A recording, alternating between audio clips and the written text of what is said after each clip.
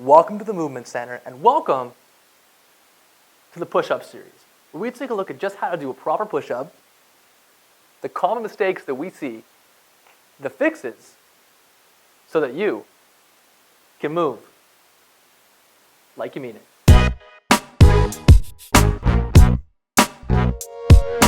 Hey guys, welcome to episode 2 of the push-up series, and we are looking at today the 5 common mistakes that we see in the push-up. We try to break this down and distill it to that point for you guys. And then what we're going to do is go into individual episodes for each one of those. If you have a problem with them, show you guys a bit of a test to see if that's an issue for you and then how you can exactly go ahead and work on that yourselves. So for today, the 5 common mistakes, we're going to start up at the head. And so we're going to look at Christina here from the side. And she shows us her push-up position once again. Now from here, the biggest thing we see a lot of people do is the neck. A lot of people, if you imagine her being with a wall here, do this. And look at themselves in the mirror as they go up and down into their push-up. You can imagine that would cause a lot of havoc here at the neck. It can cause nerve pain, neck pain, headaches. We see that a lot in our desk populations because of stiffest neck back here. And we'll talk more about that in that episode if that's an issue for you. The other thing we tend to see is people go ahead and do their push-up. You can just mimic that in the air here. Good. We see people's shoulder blades stay together, so they're not actually fully bending and straightening. So if we look at her from the back, here we can see if she does it wrong.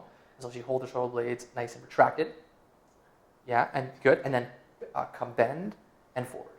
Perfect. And we see people not move the shoulder blades well, as opposed to if you go ahead and move those nice, do a normal push-up for us there, Christina, where you see that good movement of the shoulder blades coming forwards and back to allow the shoulder blades to move forwards and back as they do that. So big things. The other thing, if we snake her around whoop, like this again, is her wrist position. We like to see a good 90-degree wrist bend. If you can't quite get to that point, you're kind of locked in this position, you're not going to have a good push-up position. You're going to force you to do something wonky. So if we have her go down into her push-up, good, from here, and we'll look at those quickly again. So from this position, you can see someone go down into push-up with the first flaw we talked about, with the neck, come back and go down for a push-up. You can see she's looking ahead over here, which we don't like to see. We don't like to see that neck nice and like that. Number 2 is the shoulder blade. So if you do the shoulder blades wrong for us, Christina, retract it, yeah, and hold that as you go up and down. Christina's she's an athlete, and she is pretty darn good at her push-ups. So she has almost a difficult time trying to hold that. And so a lot of people think their shoulder blades need to stay nice and tight. That can create a problem. So we let those shoulder blades move up and down as they go. Other mistake we see is shoulder blades and shoulder elbow movement as they move. So as she comes down and flares her elbows for us, so she comes down and those elbows kind of sneak out to the side. That's going to create all types of havoc here in these shoulder blades as she moves up and down. And you can see her almost shake when she does that, as opposed to feeling nice and stable. Go ahead again, in a good position. In a good position. In a good one. She comes down, she's nice and solid as she comes back and forth. So that's another common one that we see, number 3. Number 4 that we look at is her low back position. And in this one, what a lot of people tend to do, if you can sag, is arch. This is the number 1 thing we see, is people sit sag, do a couple push-ups for us here. They get hollow in their lower back, they hang out kind of on the ends of their joints here, and it creates a lot of instability. And yet it's just sort of doing this sloppy sort of, I don't know what you call it, praying mantis or something like that, and it's not a great movement to be in.